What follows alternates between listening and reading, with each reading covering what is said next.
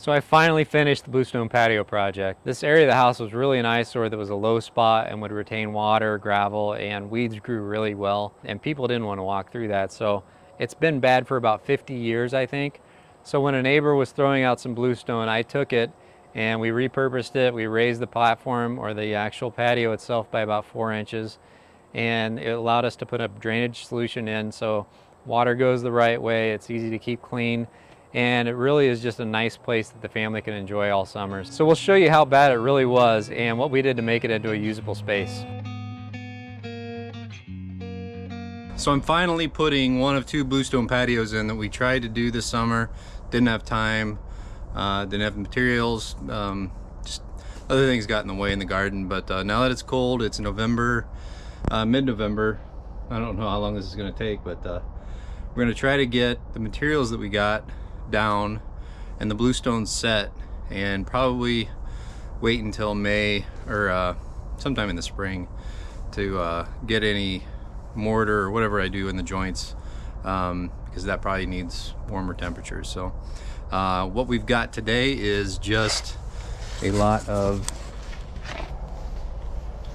crushed limestone, or this is the real fine stuff, so it's almost like sand, and allows me to pack it really well. What I put down first was just the bigger stuff, rock and this stuff, but it got really dense real fast, didn't level it. You can kind of see where I want to be as far as level, and obviously we need to be highest here in the back. So what I'm going to start is just getting kind of the back area filled in with some of this fine sand limestone, and really start setting my Bluestones, which are all different sizes. Haven't quite figured out the pattern yet, but I think we'll start with the Big Daddy.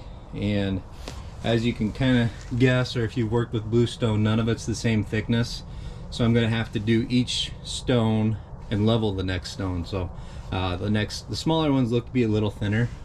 If you look back there, we're going to go ahead and go with the thickest one first, and then just add material if we need to go higher, or dig it out if we need to go lower. But I'm going to start with making my grade and making it slightly sloping out towards the driveway. So I'm going to start with going ahead and raking and scooping some of this more towards that side, and making my grade so it slopes out to the driveway. So the rest of this I'll have some help moving back.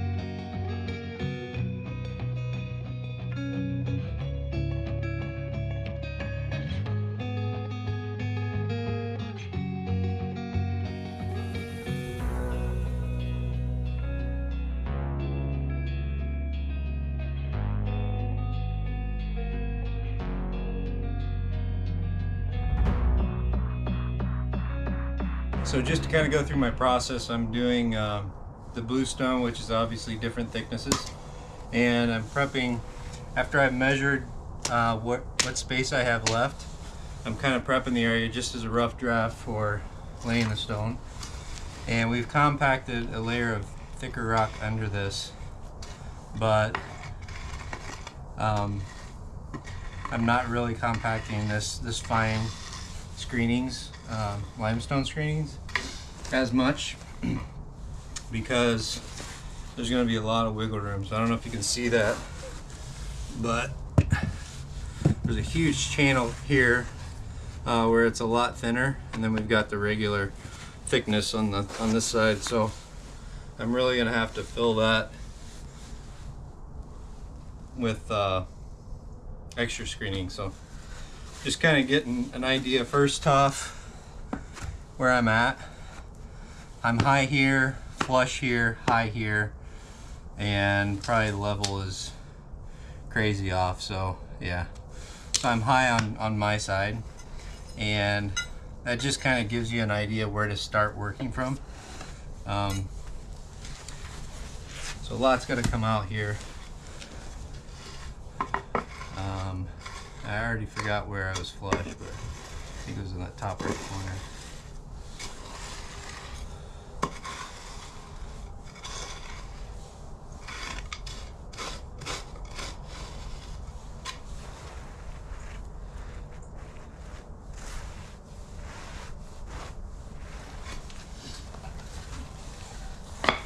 So step one is to get it flush. Step two is to make sure all the cavities are filled and it's not tippy.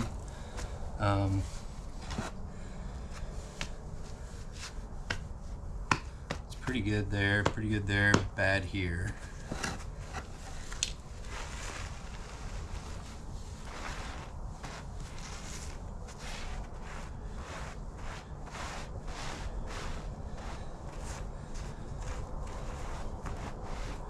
And they're still doing roads, so I feel like I can do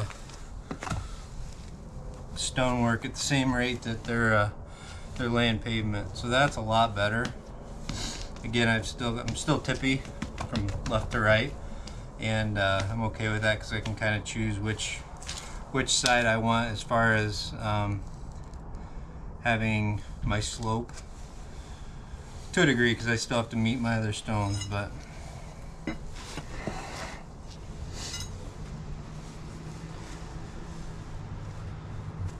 where did that go? All this.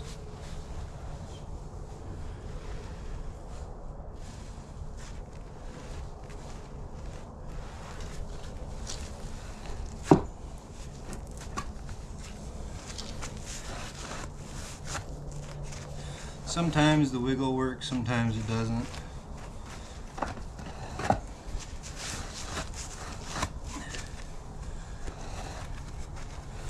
Looks like it's just carving out the low side even more, so. This one's probably the worst one I've used.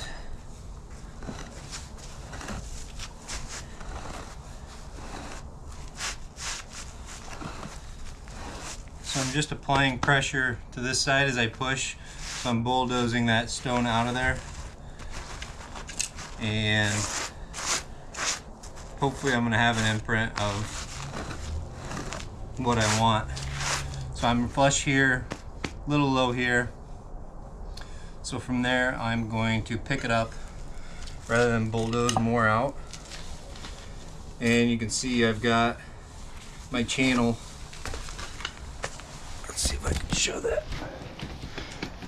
And you can see I've got my channel of what that depth difference on that stone is. And then I've got all this that gets pushed up to the edge. So I'm going to scoop that out, try to keep this as much as I can, and I need to add just a little bit to this corner. So, and then I'm going to drop it in. Hey Dad, What's up?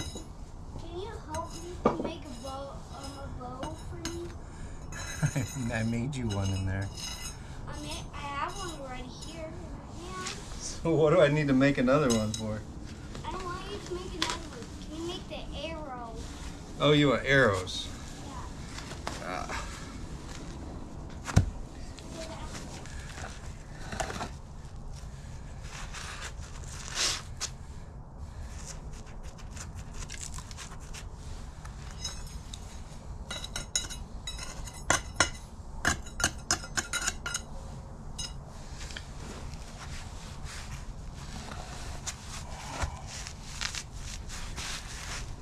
And then it just magically goes in.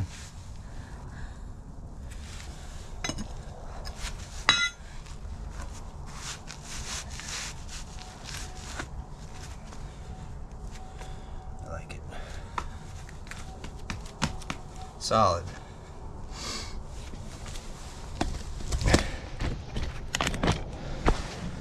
So we've got the stone nice and flush here.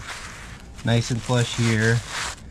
Little proud there, but I'm going to go with it because it's nice and stable, and there is this big channel here that's thinner, then it's fatter on this side. So I'm going to go ahead and put my shims in here so I can have a nice somewhat of a gap. There's going to be a bigger gap there, but the stones line up, so I'm happy with that. So we can get our, I think we're going to do polymeric sand until spring, and then I'll probably go in with some mortar or something that will set better in the summer or warmer months. So now I just need to do about a lot more, and we'll put that on time lapse. But that's essentially my process. Level each stone. This one obviously is smaller, but it's also thinner than this guy. For the most part, a lot of these bigger ones are really thick. So it's just piece by piece. And when you hit on it, you don't want one side to be tippy and have, even though they're going to be locked in there with sand, it's still, there's a chance they could come loose and everything could start to move. The idea is a lot of the water washes off.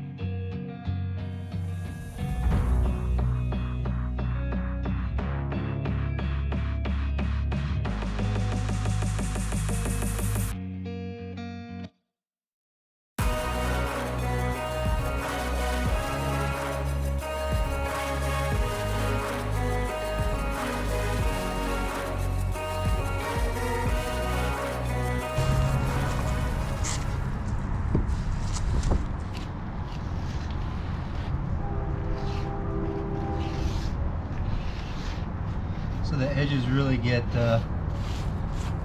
inhibit fitting tightly. So I normally just kind of rake out the very edge, then try to drop it as flat as I can.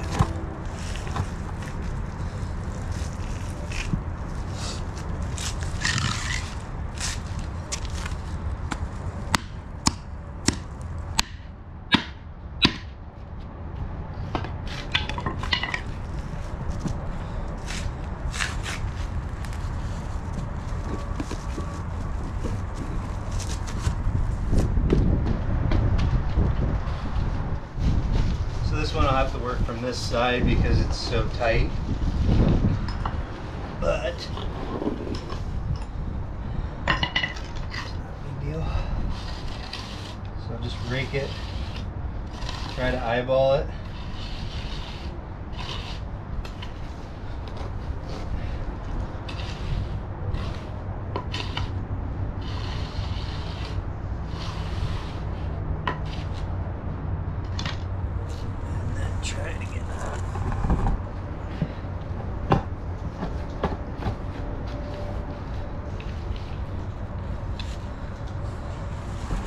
That's good.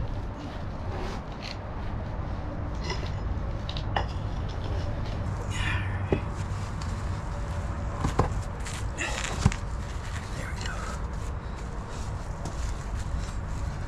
Nice and flush most places except here. But I'm gonna go with it. And that's one of many stones. I think I ran out of time.